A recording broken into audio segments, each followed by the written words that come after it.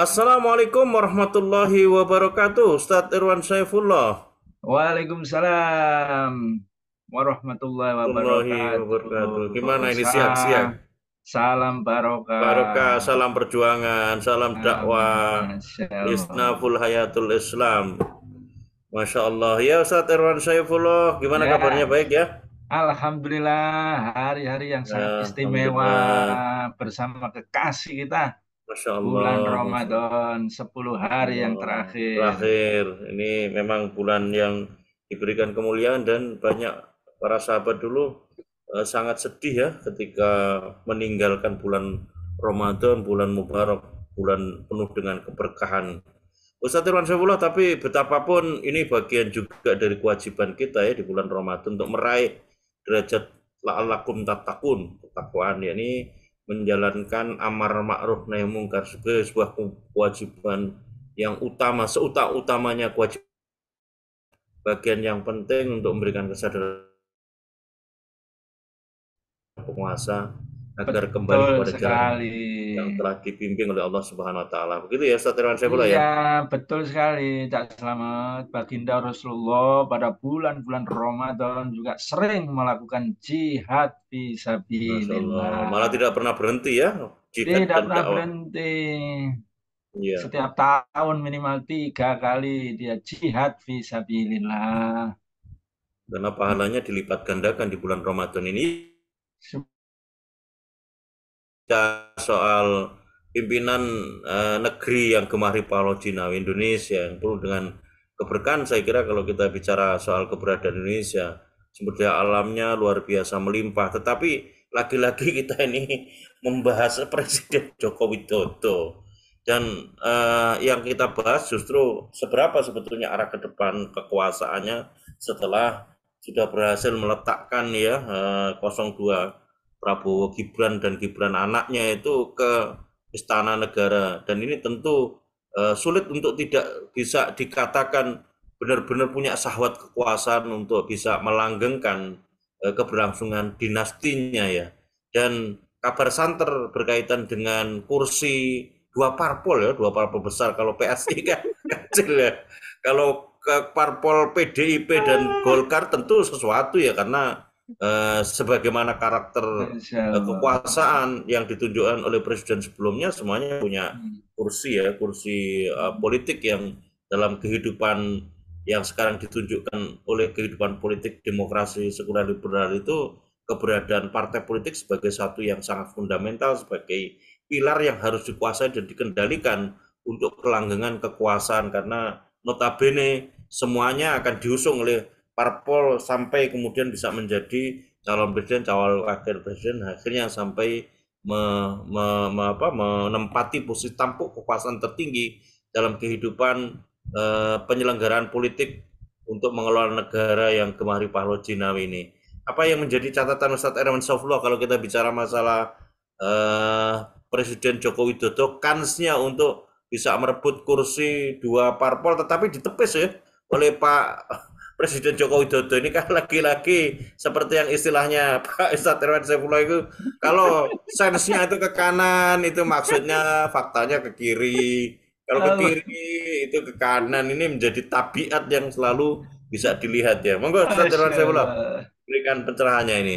Ya, terima kasih nih Cak Selamat ini. Ya. Saya lihat ini Cak Selamat ini semakin ke sini nih sepertinya selalu mendapatkan informasi-informasi yang jauh lebih tajam dari bocoran halus ya. Karena seringkali duduk di pinggir pantai sehingga mendapatkan bocoran-bocoran semilir saya pikir ya. Ya, ya, Luar ya. biasa ini Semoga ya. semangat terus ini untuk mendapatkan inspirasi-inspirasi. Semuanya ini untuk edukasi, Ustaz Irwan Saifullah Ya, ya. nggak ada yang lain ya. Ya. Ya, insya Allah. Ya, coba kita menafsirkan ya, ketika Hasto ini luar biasa, Hasto ini ya, terus menerus ini, ya, kita bisa apa namanya, saya pikir juga kita bisa merespon ya. Saya pikir kita juga perlu beberapa apa namanya, beberapa celtukan-celtukan atau apa namanya, cuitan-cuitan ya dari netizen ini. kalau kita lihat ini banyak politisi oposisi ataupun Hasto ini ya banyak dia merespon dan memberikan komentar-komentar panas tentang Pak Jokowi ini ya. Ini seperti mirip dengan oposisi yang menggaungkan tentang revolusi konstitusional. Nah, ini banyak ciutan Kak Samad bahwa ini adalah merupakan bagian yang sangat lihai sebagai counter attack dari politik dinasti Pak Jokowi gitu ya. Yang mereka menjulukinya ini termasuk politik apa namanya politik stroke. Nah, begitu Cak Slamet. Politik stroke ya. Iya. Luar biasa sensasi ini. Apa ini maksudnya, Ustaz? Iya, jadi kalau Pak Jokowi ini dilawan dengan politik chaos, dia menang, sudah punya kartu truf, dekret presiden, gitu ya. Nah, demikian juga dengan politik people power yang demo terus-menerus, Pak Jokowi sudah membangun kekebalan politik, ya, dengan adanya kekuatan yang apa namanya, yang istilahnya politik rai gedek, gitu, Cak Slamet ya. Ya, semua dijuluki apa saja dia ini sudah ya kelecam-kelecam ya. Cuman begitu saja kebal ini Cak Sam. Makanya ini sekarang lagi rame juga ini politik stroke ini Cak Sam. Jadi diserang aja terus diserang. Ya, maka sakitlah kepala, sakit migrain, sakit mules, sakit lambung, asam urat. Nanti pada gilirannya kalau terus nanti akan stroke, ya begitu aja. Menarik ini. Dan ini masuk akal gitu ya sama ya. Jadi terus menerus ya serangan tentang membongkar berbagai macam kejahatan, kecurangan yang sekarang sudah dianggap sebagai sesuatu yang apa namanya yang sudah wajar, super wajar gitu ya. Nah, menarik ya persis ketika diserang oleh Hasto tentang Pak Jokowi yang ingkar janji ya ketika sudah bertemu ya sampai juga Bambang Wijoyanto juga ya membongkar juga tentang apa namanya tentang apa namanya ancaman dan juga taruhan dengan Pak Jokowi siapa yang hebat siapa yang menang ya sampai juga ya kasus skandal bansos dan skandal cawe-cawe gitu ya luar biasa itu sangat panas sekali situasi politik ya. Nah, sampai ini yang terbaru dibongkar oleh Hasto bahwa ya Pak Jokowi ini mengutus ya super menteri ya big menteri ya gitu ya. Nah, untuk menyuruh Dr. Riyad ya Rias Rasid ya untuk melakukan melobi ya Bu Megawati agar menyerahkan untuk kekuatan politik 21 tahun yang akan datang ya. Bahkan desas-desusnya ternyata ya tidak hanya tidak hanya PDIP yang dinegosiasi, Golkar juga gitu. Nah, tanggapan Pak Jokowi ini yang menarik ini Cak Samad. Menarik sekali. Ya, menarik sekali. Kata Pak Jokowi lah, ya saya ah, akan mengambil PDIP ya. Nah, kok PDIP, Golkar juga, ya semuanya lah, nah, ketawa-tawa dia. Jadi tidak hanya satu semuanya, mosok semuanya gitu ya.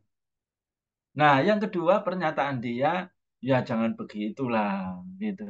Ya jangan begitulah. Nah, dua dua ucapan ini yang sangat menarik ini Cak Slamet. Gitu. Yang pertama jelas gitu ya. Dia itu tidak menolak dengan tegas. Makanya dengan politik sen kanan ke kiri, sen kiri ke kanan, berarti ketika dia tidak menolak dengan tegas, ya. Nah, jadi dia menolak secara halus, gitu. Nah, ketika dia menolak secara halus, berarti maknanya iya, kan begitu. Tidak salah. Luar biasa. Dan ini dibuktikan. Bagaimana secara tidak langsung dia mudah sekali mengkangkangi dulu ketika P3. Itu. Nah, sehingga langsunglah dipilih oleh orang yang pro kepada dia. Ketika mau ke 01, langsunglah dibikin huru hara P3, langsung terpental itu. Ya, ketua P3 dan diganti yang baru. Nah, sama juga gonjang-ganjing Golkar. Nah, sampai terpilihlah Setia Novanto itu. Nah, sama juga bagaimana ketika ada kasus PAN juga. Nah, dan puncaknya yang terang-terangan dan sangat blokosuto sekali, ya suatu ketidakwajaran, tidak ada proses, belum ada KTA, langsung dibuatkan KTA, langsung Kaisang ini menjadi ketua, ya PSI, ketua PSI. PSI gitu. Coba luar biasa, ya. Nah, ini mengonfirmasi bahwa politik dia itu mencaplok tadi itu, ya mengakuisisi tadi itu sudah dilaksanakan, gitu saja.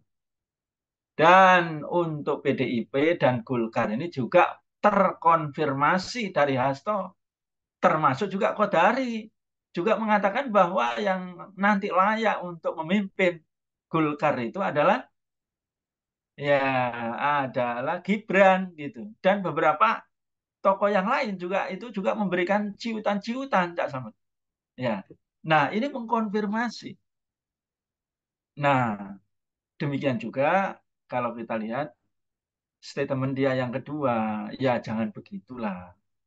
Jangan begitu itu ya berarti sudah tahu sama tahu. PDIP juga sering begitu.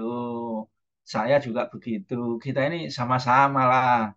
Yang namanya bagi-bagi, yang namanya memberikan, meminta, gitu. Ya, kita ini sama-sama lah, gitu. Ya, nun sewu, Cak Slamet. Ya, ini kalau dengan bahasanya sih, bahasanya si Bambang Pacul, kita iki podo-podo Korea, gitu. Kita ini cuma main-main saja kita ini untuk menipu rakyat, nah, gitu. Nah, ini mengkonfirmasi semuanya ini, gitu Cak Slamet. Nah, oleh karena itu, ya dari sekian manuver-manuver politik itu yang sampai sekarang ini ada tiga hal ya yang sangat ramai di MK itu. Ya, pertama itu adalah kejahatan, kecurangan dan kebohongan skandal bansos. Yang kedua adalah kejahatan, kebohongan dan kecurangan skandal Sirekap. Itu dasar.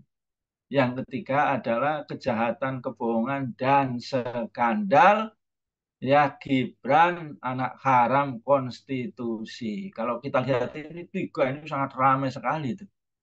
Nah, ya bagi 02, bagi Pak Jokowi ini adalah sesuatu yang wajar-wajar saja. Gitu ya.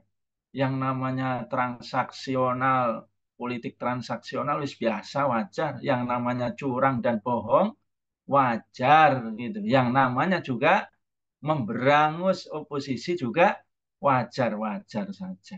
Itulah di dalam realitas yang dikatakan Pak Jokowi tadi itu, ya jangan begitulah, gitu. Ya jangan begitulah, gitu Cak Slamet. Nah, ini itu Cak Slamet. Tapi kalau kita lihat terus kencang ini, ya Hasto ini kencang terus. Kayaknya amunisinya masih ada lagi nanti ini. Setelah pembegalan ini mungkin ada lagi nih Cak Slamet. Nah, jadi sangat menarik untuk kita baca situasi politik stroke ini dan kita analisis ini apakah pada akhirnya ini stroke kemudian runtuh gitu Cak Slamet.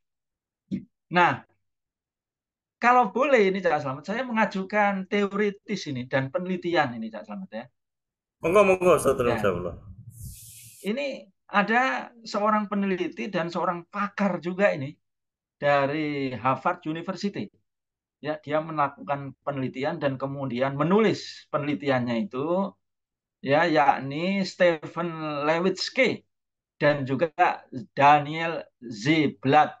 Ziblatt ya dia menulis di dalam penelitiannya itu dengan bukunya itu How Democracy Die gitu. Bahwa demokrasi itu akan mati di tangan penguasa yang dipilih melalui jalur demokrasi.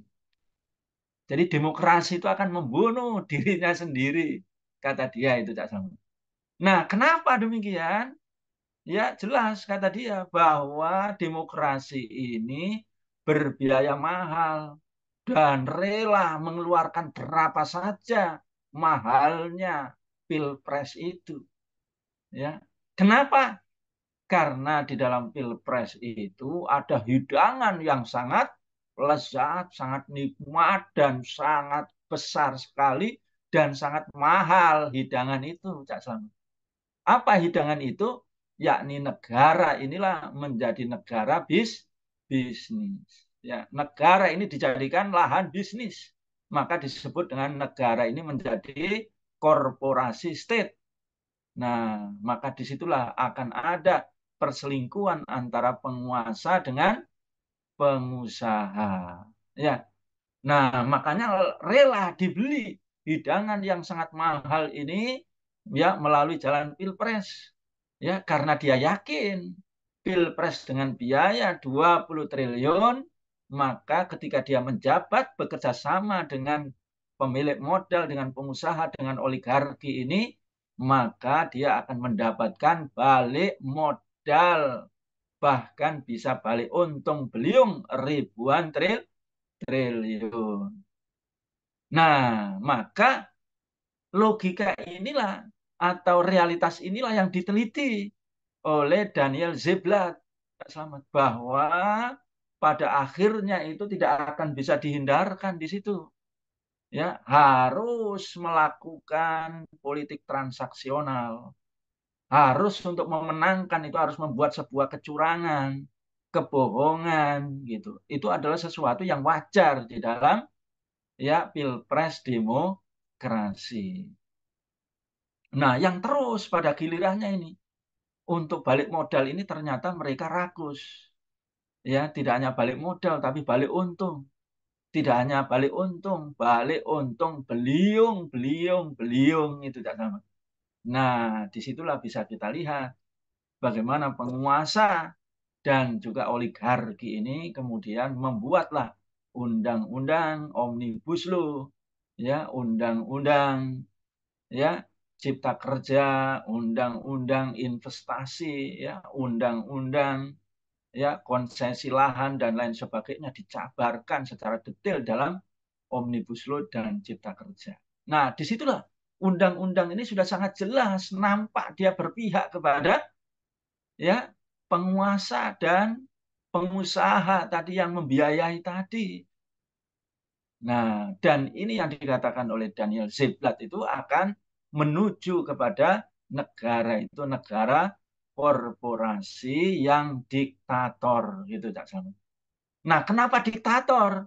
Diktator ini ada dua. Yang pertama tadi untuk memaksakan adanya undang-undang yang bisa memberikan karpet merah kepada oligarki, kepada asing dan asing untuk balik modal bagi para pejabat atau penguasa. Yang kedua harus diktator untuk membunuh lawan-lawan politik oposisi yang menghalangi untuk balik modal atau balik untung beliung.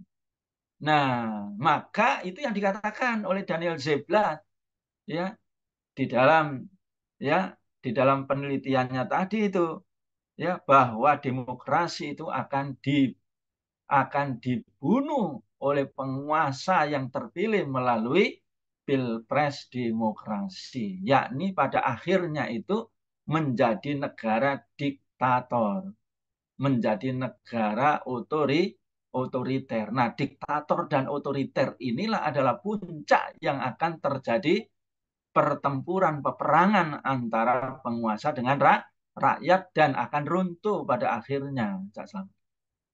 Nah, saya pikir ini juga persis juga, Cak Slamet ya, yang ditegaskan oleh Allah SWT ketika sebuah sistem itu tidak berdasarkan tuntunan Allah SWT, pasti akan berpihak kepada tuntunan syaitan, gitu ya. Allah menegaskan ya di dalam Al-Qur'an surat Al-Isra ayat 27. Innal mubaddirina kanu ikhwana syayatin wa kana syaitanu li rabbihi kafuron. Sesungguhnya orang-orang yang pemboros itu adalah saudara setan. Dan setan itu sangat ingkar kepada Allah Subhanahu wa Ta'ala. Jadi ayat ini memang berbicara atau menceritakan tentang sifat boros, gitu tidak sama. Namun di sini dilekatkan dengan dia itu menjadi teman, menjadi sahabatnya setan. Nah, setan ini adalah merupakan makhluk Allah SWT yang tugasnya itu memang merusak, ya, merusak orang-orang yang beriman, merusak masyarakat, merusak keadilan, merusak kesejahteraan, merusak perdamaian. Itu adalah tugas sehari-hari dari setan. Berarti ini sifatnya itu betul-betul sifat yang sangat merusak dan menghancurkan ketika seseorang itu menggunakan peradaban atau tata nilai yang tidak berasal dari Al-Quran dan Sunnah. Maka dia akan menggunakan peradaban atau tata nilai dari setan. Nah, puncak dari setan ini, Cak Slamet, itu adalah boros. Nah, coba dibayangkan kalau boros ini, Cak Slamet. Lahirlah gaya hidup Robicon. Gaya hidup Sultan. Gaya hidup 271 triliun. Gaya hidup 349 triliun. Gaya hidup 300 triliun, ya. Dugaan money laundry dan korupsi di Taspen. Nah, semua gaya hidup hedonis ini dia selalu melakukan jalan pintas, jalan cepat tanpa banyak halangan. Wah, ini ngeri nih. Nah, makanya jalan cepat tadi itu adalah menjadi penguasa yang diktator gitu, Cak Selamat. Nah, Pak Jokowi ini diktator ini sudah masuk enggak di dalam penelitiannya dari ya Daniel Zeblat tadi, Cak Selamat. Nah, dalam banyak pengamat, Bang Faisal Basri, Ihsanuddin Nursi, dan lain sebagainya sudah masuk ini, Cak Selamat, dengan beberapa indikasi. Yang pertama, bagaimana Undang-Undang Omnibus Law yang dia itu adalah merupakan, ya, dulu itu adalah undang-undang yang diputuskan itu adalah undang-undang yang inkonstitusional. Inkonstitusional. Nah, dia itu ya cacat ya oleh MK. Coba menggelinding begitu saja dengan Perpu. Ya. Nah, demikian juga kalau kita lihat MK dibegal. Ya, maka Gibran ini adalah anak haram konstitusi. Ya, apalagi Pilpres ini, wah, dengan dirty vote itu, wah, luar biasa. Nah, pembegalan-pembegalan hukum ini ya yang akan melanggengkan korupsi. Kemudian memberangusnya bagaimana? Ya, bisa dilihat bagaimana HTI belum terbukti bersalah langsung dibunuh dengan undang-undang ormas. Habib Rizik hanya bilang saya baik-baik saja, langsung dijebloskan. Ya, demikian juga aktivis kami, demikian juga Gus Nur. Ya, nah, yang ketiga, karena kediktatorannya inilah, ya, menurut Daniel Ziblatt ini juga akhirnya nanti dia tidak memiliki daya dan upaya, Cak Slamet. Pada akhirnya ketika ini dibongkar, dilawan, masyarakat tidak ada ketakutan lagi.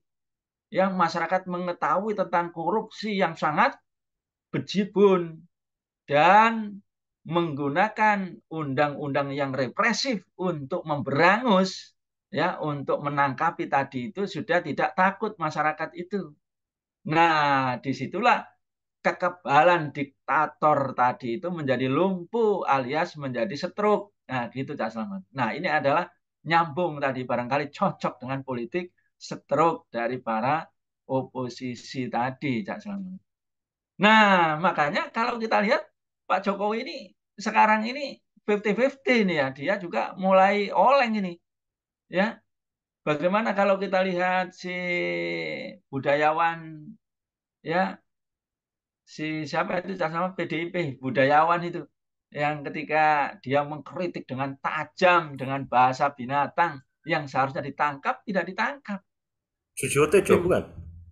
bukan Si anu, ya eh si pelawak itu loh ya Allah, iya Butet. iya, Butet. Nah, luar biasa itu kan kejam sekali itu.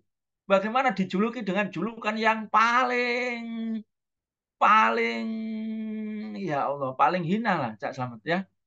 Nah, tidak ditangkap berarti mulai stroke ringan ini Cak Slamet. Nah, gitu ya. Demikian juga Bang Refli Harun ya dan kawan-kawan ya sudah banyak sekarang dilaporkan, sudah tersangka ya. Nah, tapi juga tidak ditangkap. Ini menunjukkan bahwa masyarakat ini memiliki kesadaran ya yang kemudian mampu melakukan perlawanan dan tidak ada ketakutan lagi sehingga kediktatoran tadi Pak Jokowi atau otoriter melalui institusi kepolisian yang di backup oleh TNI ini menjadi melemah gitu Cak Slamet. Nah, demikian barangkali Cak Slamet apa namanya komentar-komentar ya kita menjelang berbuka ya.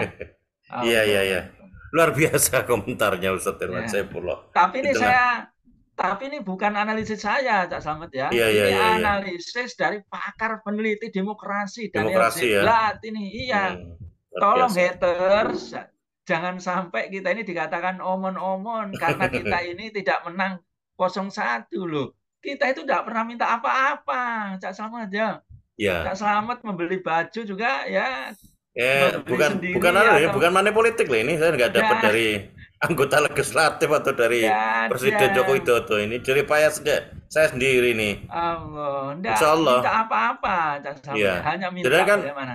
ini kan ruang terbuka ya, mestinya kan Nah, diapresiasi sebagai satu kebebasan berpikir dan pendapat. Apalagi kita membingkainya dalam kerangka untuk muhasabah dulu kan sebagai bagian dari kewajiban amar nahi mungkar. Ini kan peringatan sebetulnya. Dan hak nah, rakyat sebetulnya untuk mengutarakan ya. Dan kalau kita kembali iya, lagi ke tema tadi Ustadz Irwan Saifullah, kalau komunikasi politiknya dengan PDIP itu memang agak tegang ya. Karena kan kalau melihat cikal bakalnya Presiden Joko Widodo ini kan kader parpol ya. Hanya iya, kemudian komunikasi politik berikutnya itu kan mengalami ketegangan karena berbeda pendirian politiknya dengan Bu Megawati, dan Bu Megawati kan mengusung 03 Pak Ganjar sama Pak Mahfud MD ya. Dan disitulah sebetulnya kelihatan bagaimana standing position berbeda yang menimbulkan ketegangan politik. Dan kita kan kemarin sekalipun PDIP ya kita tunggu ya, mestinya dia ini yang menjadi garda terdepan pengusung angket yang mestinya dilakukan secara paralel di tengah kondisi sidang gugatan di Mahkamah Konstitusi yang topiknya juga sama mengenai bagaimana membongkar dugaan kecurangan terstruktur sistematis masif. Saya tuh khawatir nanti ya gugatan di Mahkamah Konstitusi itu ketika nanti ditolak gugatannya oleh baik 01 maupun 03 itu akan menjadi stempel bahwa tidak ada lagi adanya dugaan kecurangan karena sudah diselesaikan di Mahkamah Konstitusi, dan Mahkamah Konstitusi telah memberikan satu keputusan. Ini yang kita akan tunggu ya. Tapi kalau kemudian tadi kan kalau PDIP ya yang dimaksud tadi sen kanan dan sen kirinya itu oleh Pak Presiden Joko Widodo itu PDIP yang diincar ketua umumnya, itu akan ada ketegangan-ketegangan terkait dengan track record komunikasi selama ini, terus kemudian melahirkan standing position yakni pendirian politik yang berbeda karena Pak Jokowi jelas cawe-cawe untuk mendukung atau memberikan dukungan kepada 02 karena di situ ada anaknya sendiri, ada putranya sendiri. Tapi itu akan berbeda jika yang diincar itu Golkar ya.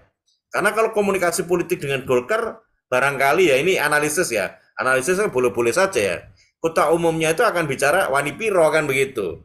Tinggal kompensasi placement menteri yang ditempatkan dari Golkar itu nanti berapa sih di kabinet baru yang dibentuk oleh Prabowo dan Gibran atau yang disebut istilahnya saya cenderung menggunakan istilah Bang EF Saifullah Fatah karena melekat keberadaan Pak Jokowi di situ, rejim baru Prabowo Widodo itu nanti akan merealisasikan yang pasti akan saya prediksikan ini akan menjadi sebuah kabinet koalisi gemuk karena ruang rekonsiliasinya itu dibuka benar-benar, bahkan juga untuk para oposan barangkali yang sekarang itu tekanannya bukan untuk kepentingan yang idealis ya, amar nahi mungkar, tekanannya hanya untuk bergaining misalnya, memungkinkan itu ruang rekonsiliasi itu agar semuanya terakomodasi. Nah, ini yang kita waspadai semuanya, dan nanti pada akhirnya Ustadz Irwan Saifullah, seberapa sebetulnya people power itu menjadi sebuah kanal yang bisa merespon atau mengantisipasi jika kemudian angket dan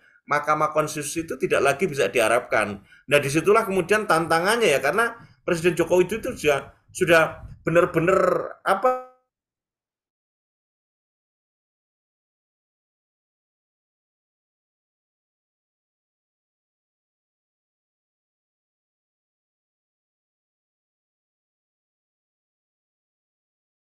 people power yang selama ini kok yo sepi-sepi saja. Nah, itu yang jadi pertanyaan kita, dan seperti apa ini Ustadz Irwan Saifullah, harusnya umat terus inherent dengan persoalan kita, idealisme perjuangan itu tetap ada keberadaannya sebagai bagian dari tanggung jawab untuk memberikan pemahaman kepada umat. Di sisi yang lain tentu ini adalah bagian yang merupakan bagian penting untuk memberikan kontrol terhadap kekuasaan sebagai tanggung jawab civil society bagi seorang muslim. Tentu ini adalah ekspresi aktualisasi dari amar nahi mungkar, Ustadz Irwan Saifullah. Iya, jadi tentu Cak Selamat ya bahwa info yang dibongkar atau rencana pengambil alihan PDIP dan Golkar yang dibongkar oleh Hasto ini merupakan fase memang menuju puncak juga kediktatoran dari Pak Jokowi, yakni semena-mena dan kesewenang-wenangan dia bahwa semuanya itu bisa bagi dia. Nah, ini tentu yang menimbulkan sikap antipati, bahkan sikap berbalik untuk memusuhi. Nah, itulah yang akan terjadi. Dan ini dikatakan sebagai puncak, itu karena dengan menjadi ketua partai-partai besar, kemudian ada koalisi gemuk, maka koalisi gemuk ini akan bisa menjadi permanen, gitu Cak Selamat. Nah, kalau bisa menjadi permanen, maka kediktatorannya tadi itu jadi permanen, gitu. Jadi diktator itu seperti sekarang ini tidak permanen, Cak Selamat, karena Pak Jokowi tidak menjadi ketua partai partai besar, gitu. Ya, jadi ada syarat satu lagi agar koalisi gemuk tadi ya itu menjadi permanen, itu ada dua. Memang ya ada partai-partai yang mau dan jumlahnya itu adalah 50% lebih gitu. Yang kedua, harus ada juga pemimpinnya itu adalah orang yang menjadi ketua partai kuat gitu. Kenapa? Karena nanti disitulah untuk menjadi permanen itu paling tidak itu ada dua kekuatan, Kak Slamet ya. Yakni kekuatan di parlemen, dia harus bersuara banyak gitu. Yang kedua adalah kekuatan ya, kekuatan perlindungan politik. Nah, di sinilah terutama adalah institusi hukum gitu, Cak Slamet. Nah, baru setelah kekuatan hukum, nah yang ketiga adalah kekuatan politik, yakni memberangus mahasiswa, ya para tokoh, para guru besar, media, ya para buzzer. Nah, semuanya ini disandra gitu Cak Selamat. Nah, kalau ketiga unsur ini mampu dikendalikan, maka ya koalisi besar itu akan permanen dan akan kuat dia menjadi diktator gitu. Nah, maka seluruh kepentingan politik tadi itu akan menjadi aman gitu Cak Selamat. Karena mengesahkan seluruh kepentingannya, kebijakan seluruh ya kebijakan untuk meloloskan ya karpet merah itu ya korupsi dan lain sebagainya tadi aman-aman saja gitu. Demikian juga untuk menggebuk oposisi yang dia sangat vokal untuk menghentikan berbagai macam korupsi, kecurangan, kebohongan, kezaliman, penindasan, bahkan ugal-ugalan karpet merah tadi itu bisa diperangus dengan tuntas. Nah, jadi kembali Cak Slamet ini pas yang diteliti ya how democracy die tadi itu ya bahwa demokrasi ini akan mati ya oleh penguasa yang dipilih melalui pilpres demokrasi itu sendiri. Kenapa? Karena akan mengantarkan kepada diktator. Namun diktator tadi itu tidak selamanya permanen. Itu Cak Slamet. Di satu sisi yang lain, masyarakat ini akan kuat. Nah, kalau kita lihat dua unsur ini Cak Slamet, bahwa perlawanan rakyat ya baik itu perlawanan dakwah amar ma'ruf nahi mungkar atau sekarang ini perlawanan people power konstitusional atau juga perlawanan intelektual dari guru-guru besar dan para tokoh para habaib gitu ya. Terus ini menguat. Kenapa? Karena dia sudah melihat bagaimana kebobrokan sampai dalam tahapan diktator tadi. Nah, faktor yang kedua internal sendiri ya, internal rezim ini juga mengalami perpecahan ya dan mengalami kesadaran walaupun sadarnya ini masih belum tuntas, masih terhuyung-huyung gitu. Antara dia ini tegak kepada keadilan atau politik pragmatis. Nah, itu Jasam. Jadi masa depan ya perubahan ini tetap optimis gitu. Memang tidak bisa diukur menang dan kalah. Nah, memang salah satunya nanti di MK ini merupakan salah satu indikator gitu ya. Berani nggak MK ini? Ya, sepertinya Soehartoyo sama Saldi Isro kayaknya kesatria itu. Nah, kesatrianya ini benar-benar atau ini adalah acting Gimik, saja, gimik. gimmick ya. Nah, ini kita lihat keputusannya nanti. Iya, Karena betul. mereka orang pintar. Bisa saja membuat keputusan itu sesungguhnya menang 0102, benar memang kecurangan itu ada, benar memang apa namanya penyimpangan pilpres ini ada, tapi tidak dilakukan oleh Pak Jokowi dan 02. Gimana kira-kira? Ya, Soal kalau gugatan diterima itu artinya memang ada sesuatu yang besar yang mengindikasikan adanya konflik elit penguasa yang cukup tajam ya. Dan ini peluang justru menjadi sebuah ruang konsolidasi di antara elit oposan untuk bisa melihat dinamika yang berkembang.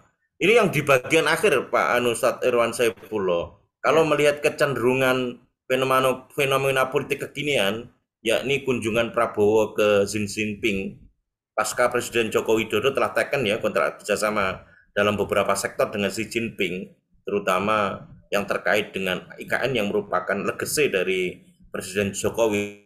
Sekalipun kemarin kita juga melihat ya ada tarik ulur ya antara seolah-olah mengindikasikan PBN yang adanya seperti sekarang itu apakah untuk meneruskan legasinya Prabowo untuk merealisasikan makan gratis atau ini IKN yang merupakan legasinya Presiden Joko Widodo itu akan show must go on. Nah ini mungkin di bagian akhir Ustadz Irwan Saifullah. Kalau melihat kembali kepada tema kita, ini apa yang kira-kira nanti penting ya. Kalau tadi itu kan saya ingin sebetulnya menyampaikan bahwa Prabowo berkunjung ke Xi Jinping itu mengkonfirmasi bahwa indikasi kediktatoran rejim yang disebut oleh Bang F. Saifullah dengan Prabowo Widodo ini memang benar-benar potensial muncul. Bahkan kalau amatan dari beberapa pengamat, sebetulnya sekarang sudah existing rejim dan sistem diktator itu namanya sistem kediktatoran konstitusional diktatorship.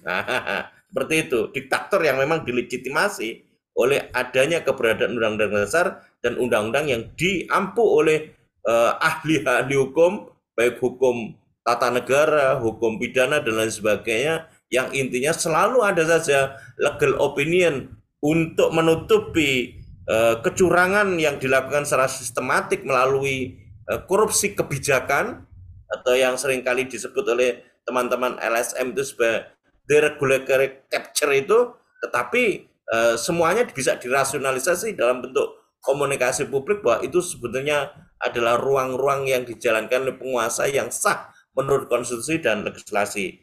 Imbauan untuk para untuk umat ini Ustadz Irwansyah dan masukan kepada para penyelenggara negara sebagai bagian dari closing statement, Ustadz. Silakan. Ya, closing statement saya, Cak Selamat, bahwa kedatangan kunjungan Prabowo yang dikatakan bahwa sebagai Menhan ke Xi Jinping itu tidak benar. Ya, ini justru mengkonfirmasi bahwa kontrak Prabowo yang Pak Prabowo ini berterima kasih ketika mengumumkan kemenangan kepada Pak Jokowi karena Pak Jokowi lah yang telah memiliki kontribusi besar memenangkan 02. Maka tidak bisa tidak kontraknya adalah politik berkelanjutan. Ya, sehingga benar apa yang dikatakan Cak Slamet tadi atau dikatakan oleh netizen bahwa ke sana itu adalah untuk memastikan Pak Jokowi memastikan bahwa hubungan dengan poros Cina itu, poros Beijing itu terjadi sehingga IKN itu berjalan. Tidak hanya itu, bagaimana ya proyek-proyek strategis nasional yang di situ merupakan ya menu atau kenduri besar itu bisa dilaksanakan semua karena disitulah bisa ya balik untung beliung tadi itu Cak Slamet. Nah ini mengonfirmasi keberlanjutan. Ya demikian juga ini yang bocor, tidak bocor halus ini, bocor ya bocor rembulan ini Cak Slamet.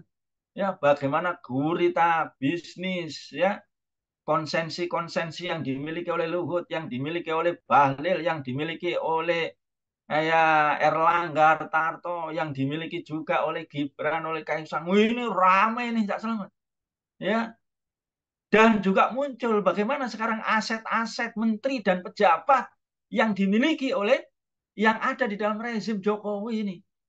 Ya, dan yang terakhir ini adalah ya gonjang-ganjing pembegalan Golkar dan PDIP ini mengkonfirmasi bahwa negara ini sudah ada di dalam kekuasaan yang diktator untuk memaksakan ya mengambil kenduri negara ini sebagai perusahaan besar untuk dirampok ataupun untuk dieksploitasi menurut Jeffrey Winters gitu ya. Nah, yang kedua adalah untuk memastikan termasuk juga ya Pak Jokowi minta 4 menteri. Salah satunya juga Kapolri itu dari dia. Ini juga untuk memastikan pemberangusan dan perlindungan terhadap berbagai macam tindak kejahatan pidana, kecurangan, kebohongan, dan lain sebagainya, termasuk dugaan ijazah palsu. Nah, itu Cak Selamat ya. Nah, maka tidak ada jalan lain di sini. Yang harus kita dorong, ya, perubahan dan perlawanan ini kita dorong kepada perubahan yang bersifat ideologis. Ya, selamat. Sekarang ini adalah perubahan yang nuansa pragmatis ini jauh lebih tinggi. Yang penting Pak Jokowi dimakzulkan, yang penting Pak Jokowi diturunkan, yang penting 01 menang. Ini adalah perubahan yang akan berhenti. Ya, ketika Pak Jokowi tidak turun-turun, ya dia memang tidak menjadi presiden, tapi dia menjadi pemimpin koalisi gemuk permanen dan diktator. Wah, tambah sedih lagi, gitu ya. Demikian juga, apalagi ternyata ya Pak Anies Ganjar kemudian hilang, maka menjadi lemahlah para relawan-relawan tersebut. Tapi kalau kita ini ya kembali kepada asas perubahan kita, dorongan ruh ya, karena kita ini beribadah kepada Allah SWT, karena berjuang amar ma'ruf nahi mungkar, dan juga karena untuk kepentingan Islam, yang Islam ini Allah SWT menjamin. Maka ini tetap permanen ini. Tidak hanya permanen, Allah memberikan masa depan yang pasti. Karena Allah lah yang memiliki ya dunia dan segala isinya. Maka kalau kita dorong ini tak selamat, pertarungan sekarang ini adalah pertarungan kebijakan. Gitu. Realitasnya negara sekarang ini luar biasa korupsinya, luar biasa kebohongannya, penindasannya, ya demikian juga mencekik rakyat. Ya di sisi yang lain kehidupannya borjuis para pejabat itu, ya kayak sultan-sultan begitu, Cak Salman. Ya luar biasa ini terbongkar semua. Ya bagaimana itu orang Mahkamah Agung itu? Ya Allah, Kejaksaan Agung juga banyak juga terbongkar. Ya mereka dagang hukum, dagang kasus. Coba, ini luar biasa mereka. Ini kehidupan hedonis. Ya. Nah, maka harus kembali. Ya, selamat. Ya, Allah menegaskan wa ma arsalnaka illa rahmatan lil alamin, dan tidaklah aku utus Muhammad ya yang membawa Al-Qur'an dan Sunnah melainkan untuk membawa rahmat. Rahmat ini adalah sesuatu yang mendatangkan kebaikan dan menghilangkan kerusakan. Ini jaminan Allah. Ketika diterapkan itu kebijakan-kebijakan yang Islami, tata nilai yang Islami, perundangan-undangan yang Islami, dijamin oleh Allah akan terjadi kebaikan, terjadi keadilan, kesejahteraan, perdamaian. Sebaliknya, kalau tidak diterapkan kebijakan Islam, undang-undang Islam, akan terjadi kediktatoran. Nah, itu Cak Selamat. Maka salah satunya itu paling tidak di dalam Islam ini kekuatan sistem itu atau pemerintahan paling tidak ada beberapa pilar. Yang pertama tentu adalah asya dari syar'i. Ya, jadi kekuasaan yang paling tinggi membuat hukum itu adalah Allah Subhanahu wa Ta'ala. Maka tentu kebijakannya dan undang-undangnya ini adalah ditentukan oleh Allah. Allah lah yang memiliki ya kondisi yang mensejahterakan itu Allah gitu. Yang menjadikan dunia atau negara itu damai itu Allah. Yang menjadikan sejahtera itu Allah. Yang menjadikan menguntungkan rakyat dan menguntungkan pengusaha, menguntungkan pejabat, semuanya itu untung, itu Allah yang paling ngerti. Dan hukumnya ini tidak bisa diperjualbelikan, sudah fix. Nah, ini yang menjadi kekuatan pilar pertama. Demikian juga yang kedua, as-sultan del ummah, gitu. Kekuasaan di tangan umat. Maka penguasa itu dipilih oleh rakyat dengan baiat, gitu Cak Selamat. Dengan sumpah atau janji untuk menerapkan hukum-hukum Islam. Dibaiat untuk melaksanakan undang-undang Islam. Ya, dalam rangka menerapkan Islam dan menyebarkan dakwah Islam. Jadi nilainya itu adalah nilai ruhiyah gitu. Semata-mata Cak Selamat untuk mendapatkan ridho Allah, ingin mendapatkan kemuliaan Allah, ingin mendapatkan Jannatul Firdaus, menjadi seorang kepala negara. Bukan dibaiat atau disumpah untuk kepentingan oligarki. Ya, bukan disumpah atau kepentingannya Korea-Korea itu kata Bambang Pacul, tidak. Itu Cak Selamat. Nah, tentu yang ketiga adalah penguasa ini akan membuat kebijakan yang bisa menyatukan rakyat, baik muslim maupun non-muslim. Maka dia memiliki wewenang untuk mentabani, memilih hukum-hukum yang akan diterapkan, undang-undang yang akan diterapkan, undang-undang Islam. Mana undang-undang atau hukum yang mungkin madzhab berbeda menimbulkan perpecahan, tidak ditabani gitu ya, tidak ditetapkan, diadopsi. Tapi mana yang menyatukan? Sehingga rakyat itu ibaratnya air ada dalam tungku gitu Cak Selamat. Islam itu ya. Maka kalau dia dibakar dengan undang-undang Islam, maka dia panas semua gitu. Atau kalau sistemnya dingin, dingin semua gitu Cak Selamat. Nah, itulah masyarakat. Maka kalau dibakar dengan Islam, maka luar biasa tadi ini. Akan menjadi sejahtera, adil, dan damai. Tapi kalau dibakar dengan kapitalis liberal gitu, dengan demokrasi ini asasnya ini, seperti sekarang, korupsi merajalela, diktatorisme merajalela. Demikian juga kehidupan-kehidupan yang rusak, ya, kehidupan Robicon, kehidupan sultan, kehidupan hedonis, kehidupan ya gay, lesbian, narkoba, bandar narkoba dan sebagainya akan terjadi. Nah, ini yang akan kita dorong, Cak Slamet. Insya Allah, ya, dengan ya perubahan kita mengkaji dan kita serukan ya kepada berbagai macam elemen, justru harus kita tuntaskan lagi perubahan. Tidak hanya orangnya yang kita suruh turun, tapi juga sistemnya ini kita suruh turun dan kita kaji sekarang secara terbuka. Hanya di dalam tata negara ini hanya ada Islam, ya, kapitalisme dan sosialisme. Cuman hanya ada 3 ini pilihannya. Kita mau pilih yang mana ini? Nah, tentu tawaran Islam ini. Dan tawaran Islam ini fix, tidak pernah berubah, tidak bisa dibeli. Dan Allah menjanjikan ramalan Allah SWT, janji Allah SWT itu masa depan kita ini pasti dimenangkan oleh Allah SWT. Sehingga tidak akan pernah berhenti.